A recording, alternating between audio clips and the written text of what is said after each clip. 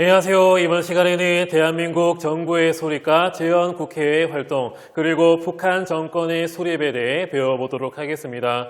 이번 수업의 목차를 보면 첫 번째는 재헌헌법 제정과 대한민국 정부의 소립, 두 번째, 세 번째는 재헌국회의 활동 중에 반민족 행위자 처벌과 농지개혁, 마지막 네 번째는 북한 정권의 소립입니다. 그럼 먼저 재헌헌법 제정과 대한민국 정부의 소립에 대해 배워보도록 하겠습니다. 1948년 2월 유엔 소총회의 결의에 따라 한반도 내 선거 가능한 지역에서의 총선거, 이른바 남한 단독선거가 결정되게 됩니다. 그 결과 48년 5월 10일 우리나라 최초의 보통선거라고 할 수 있는 50총선거가 진행이 되게 됩니다. 이 50총선거는 북위 38도선 이남 지역에서 진행이 된 민주적인 총선거라고 할 수 있으며, 이 선거는 아까 앞에서 조금 말했듯이 21세 이상 남녀 모두에게 선거권이 주어졌던 우리나라 최초의 보통선거라고 하는 의의가 있습니다. 이 50총선거에는 김구나, 김규식처럼 남북 협상파는 참여하지 않았으며 좌익 세력들은 남한 단독 선거를 반대하는 투쟁을 전개하기도 했습니다. 그러면 50총선거는 이름 그대로 총선거, 국회의원을 뽑는 선거였기 때문에 이 50총선거의 결과 헌법을 제정하기 위한 국회, 이 재헌국회가 구성이 되게 되고, 이들 재헌국회의원들의 임기는 2년이었습니다.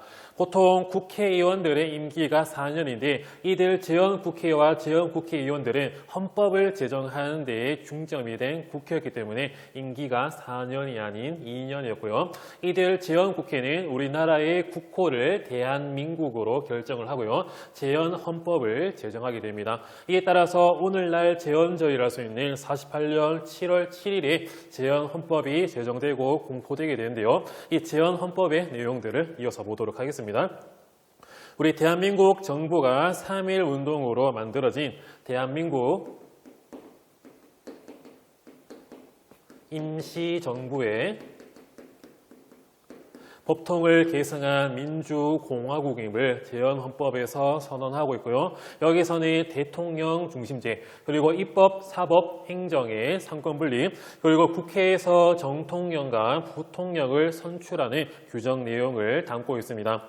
여기서 정통령이라고 하면 대통령이고요. 이때 당시에는 부통령이 존재했습니다. 이렇듯 국회에서 대통령과 부통령을 선출하는 간접선거, 이른바 간선제의 선출 방식이 들어가 있었습니다. 그 결과 대한민국 정부 수립이 48년 8월 15일에 이루어지게 되는데 그 내용도 보도록 하겠습니다. 재헌국회에서는 우리나라 초대 대통령을 이승만 대통령으로 선출을 하고요. 부통령에는 이회영 6형제 중에 5째였던 이시영을 선출하게 되고, 이승만 대통령이 옛날 조선총독부 당시 중앙청 앞에서 대한민국 정부 수립을 48년 8월 15일에 선포를 하게 됩니다.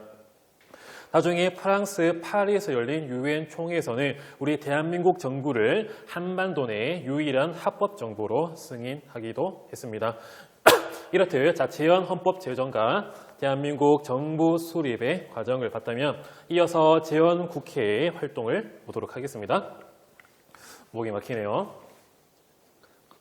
먼저 반민족 행위자 처벌입니다. 여기서 반민족 행위자라고 하면 이른바 친일파거든요. 그러면 어떻게 친일파를 처단하고 처리하기 위해 노력을 했고 좌절을 했는가를 보도록 하겠습니다. 먼저 배경을 보면 광복 이후 일제 잔재 청산에 대한 여론이 엄청나게 증가를 하게 됩니다. 지금 친일파를 처단해야 되는데 이때 당시 광복 직후에는 친일파를 바로 처단하지 못했거든요. 미군정이 치안 유지와 사회 안정을 명목으로 친일파를 그대로 기용했고, 그리고 또 이승만 정부의 기반이 친일파가 좀 많았기 때문에 친일파를 처단하지 못하다가 계속해서 이러한 일제 잔재 청산에 대한 여론이 증가하게 되니까 재헌국회에서 어떠한 법을 제정하게 됩니다. 재헌헌법 101조를 보면 반민족 행위자를 처벌하기 위한 특별법을 제정할 수 있다라는 조항이 있거든요. 그에 따라 가지고 48년 9월에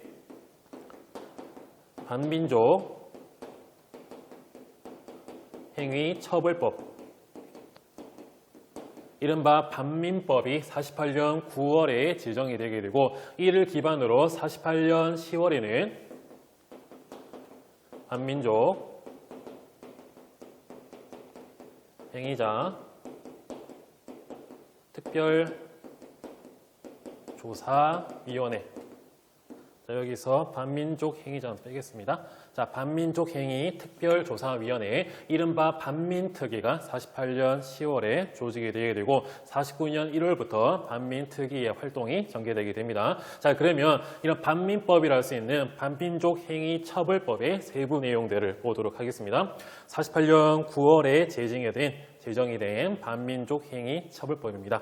1조를 보면 일본 정부와 공모하여 국권 피탈에 적극적으로 협력한 자, 한국의 주권을 침해하는 조약 또는 문서에 조인한 자와 모의한 자는 처벌하겠다. 2조를 보면 일본 정부로부터 자위를 받은 자 또는 일본 제국의회의 의원이 되었던 자도 처벌하겠다. 3조에 보면 일본 치하 독립운동가나 그 가족을 악의로 살상, 박해한 자, 이를 지휘한 자도 이렇게 처벌하겠다. 이른바 친일파를 조지겠다. 그 내용이 바로 반민족 행위 처벌법이었습니다. 이러한 반민법과 이런 반민특위가 조직이 됨에 따라 49년 1월부터 반민특위의 활동이 전개되게 됩니다. 제1호 친일파로 자, 박흥식이라고 하는 당시 친일 기억가를 잡아들이고 그 다음부터는 친일 문인이었던 이광수, 최남선, 최린, 친일 경찰이었던 노덕스를 막 줄줄이 잡아들게 됩니다. 하지만 이러한 반민특위의 활동이 엄청난 저항과 반발을 받게 됩니다. 첫 번째는 자, 반공을 중시하던 이승만 정부의 적극적인 비협조를 받게 됩니다. 지금 나라가 만들어진 지 얼마 되지 않았고 38도선 이북에는 북한이 있는데 이들이 비록 친일을 했지만 나라의 인재고 이러한 인재들이 다 잡아 들어가 버리면 우리나라 위험하다라고 하면서 이런 반공을 중시하던 이승만 정부의 비협조를 받게 됩니다. 아까 언급했던 친일 경찰, 당시 독립운동가 고문하던 일티였던 악질 친일 경찰 노덕술이 반민특위에 잡히게 되니까 이승만 대통령이 직접 노덕술은 치안 유지의 대가이기 때문에 내가 직접 나서서 노덕술을 구해야 된다. 노덕술 풀어주면 집부차 2대 줄게 라고 하면서 이런 딜을 걸게 됐고요. 당연히 친일 세력의 엄청난 방해를 받기도 했습니다. 그러다가 큰 사건이 벌어지게 되는데요. 49년 5월에 국회 프락치 사건이 벌어지게 됩니다. 여기서 프락치라고 하면 첩자, 이른바 스파이라고 할 수 있는데요. 우리 대한민국 국회에 북한의 지령을 받는 북한 스파이를, 북한 프락치가 숨어있다. 이런 프락치를 잡아야 된다라고 하면서 이승만 정부에 좀 비협조적이었던, 그리고 또 반민특위에 몸담고 있던 총 13명의 지원 국회의원들을 잡아들여가지고 유죄 판결을 하고 서대문 형구소에 잡아들이게 됩니다. 여기 한 2명 정도가 반민특위에 들어가 있었는데요. 이러한 반민특위의 요원들이 잡히게 되고 그리고 또 이승만 정부에 반대하던 국회의원들을 잡히게 되니까 반민특위의 힘이 좀 꺾이게 됩니다. 물론 이들 13명이 나중에 6.25 전쟁 때 북한이 서울을 먹게 되니까 13명 중에 1명을 제외한 12명은 다 북한으로 넘어갑니다. 월북을 하거나 납북이 되게 되는데 이들이 진짜 프락치였는지는 모르지만 이승만 정부가 좀 위기를 느끼고 조금 조작한 것도 있고 이들 탄압을 한 건 사실이었거든요. 어쨌든 국회 프락치 사건이 벌어지게 됨에 따라 반민특위의 힘이 꺾이게 되고 그리고 또 일부 친일 경찰들이 이 반민특위 사무실을 몽둥이 들고 49년 6월 6일 날 습격을 해버리는 이런 반민특위 습격 사건이 벌어지기도 했습니다. 이렇듯 반민특위의 힘이 점점점 꺾이다가 나중에는 지원국회가 반민법의 시효를 원래 50년 6월까지 반민법의 시효였는데 이 50년 6월에 반민법의 시효를 49년 8월로 단축을 해버리는 이런 개정법을 통과시키게 됨에 따라 반민특위는 49년 1월부터 한 6, 7개월밖에 활동을 못하는 그런 개정법으로 바뀌게 됩니다. 하지만 49년 8월 이들 시효가 끝났지만 계속 활동을 하던 반민특위 요원들이 결국에는 49년 10월에 해체가 되게 됩니다. 이렇듯 반민족 행위자 처벌에 대한 노력과 그 좌절을 해서 아직까지 자, 미션이 남아있는 자, 반민족 행위자 처벌에 대해서 봤고요. 자, 이어서 자, 농지 개혁을 자, 보도록 하겠습니다. 이 농지를 나누어 주는 이 농지 개혁의 배경을 먼저 볼 건데, 자, 광복 당시에 농사짓던 농민의 절반이 지주의 땅을 빌려서 농사짓고 일부 소확량을 지주에게 바치던 소작농이었습니다. 이렇듯 광복을 하게 되니까 소작농가 농민 등등의 토지 개혁 요구가 증가를 하게 되고, 이미 북한에서는 46년에 다 토지 개혁이 실시가 되었거든요. 이 토지 개혁은 이어서 설명을 해드리도록 하겠습니다. 자, 북한에서 토지 개혁의 소식이 들리게 되니까 더욱더 농민들의 토지 개혁 요구가 증가를 하게 됩니다. 이에 따라서 미 군정청도 비슷한 토지 개혁을 실시했는데요. 일본이 남겨온 이 귀속 농지를 민간에 매각하는 정도로 소극적으로 농토, 이런 농지개혁, 토지개혁을 하게 되는데, 그러다가 재헌국회에서 칼을 꺼내들게 됩니다. 49년 6월에 재헌국회에서 농지를 개혁하자라고 하는 농지개혁법을 제정을 하게 되고요. 이어서 50년 3월에 이런 농지개혁이 시행이 되게 됩니다. 그럼 농지개혁의 특징을 보도록 할게요. 집 하나당, 가구당 토지 소유 상한선을 3정보로 제한을 합니다. 이 3정보는 약 29,750m². 당시 1정보가 현재 3,000평인데요. 그럼 3정보는 한 9,000평쯤 되었겠네요.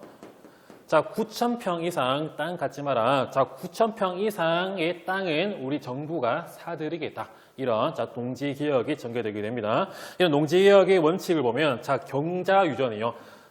자신의 농지를 직접 경작하는 자가 밭전자, 이 밭을 소유한다라고 하는 이 경자유전의 원칙으로 3정보를 초과한 땅은 정부가 사들이는데, 이것이 바로 상정보 초과 농지에 대해서 정부가 지주에게 땅을 유상으로 돈을 주고 매입 사들이고요. 정부가 소작농들에게 유상으로 돈을 받고 분배하는 유상 분배의 방식으로 농지 개혁이 이루어지게 됩니다. 그러면 이러한 농지 개혁의 결과를 보도록 하겠습니다. 지주와 소작농이라고 하는 관계 속에 이 지주 계급이 이 농지 개혁의 결과 소멸이 되게 되고요. 토지 소유 불균형으로 인한 사회적 갈등이 감소를 하게 됩니다. 하지만 50년 3월에 시행이 됐기 때문에 6월 25일에 6.25 전쟁으로 개혁이 지연되게 됐고요. 일부 지주들이 조만간 농지개혁법이 제정되고 시행된다는 소식을 미리 듣고 토지를 미리 처분하게 됐고요. 그리고 또 유상 분배를 받은 소작농들도 그 부담이 장난이 아닙니다. 그때 유상 분배에 대해서 유상에 대한 조건이 있었거든요. 연간 수확량. 자신이 받은 해당 토지에 1년에 나온 연간 수확량의 1.5배를 5년에 걸쳐가지고 유상으로 국가에 내라는 겁니다. 하지만 가난했던 소작농들은 연간 수확량 1.5배를 5년에 걸쳐가지고 낼 돈이 없었거든요. 그에 따라가지고 유상 분배받은 토지를 팔아버리는 그런 결과가 나오기도 했습니다. 어쨌든 농지개혁으로 사회의 불균형과 갈등이 감소하기도 하는 결과를 이끌어내기도 했습니다. 그럼 마지막으로 북한 정권이 수립이 되는 그 과정을 보도록 하겠습니다. 그러면 북한 지역에서 무슨 일이 있었는가 보도록 할게요. 광복 직후에는 20년대 물산 장려 운동을 전개했던 이 조만식을 중심으로 광복 직후에 평안남도 건국준비위원회가 조직이 되고 건국준비 활동을 전개하게 됩니다. 나중에 또 다른 사회주의 계열들은 인민위원회를 기반으로 정치 주도권을 장악하고요. 소군정도 이러한 인민위원회를 적극적으로 지지를 해주기도 했습니다. 그러다가 46년 2월에 북한의 실질적인 힘을 가진 단체가 만들어지게 됩니다. 46년 2월에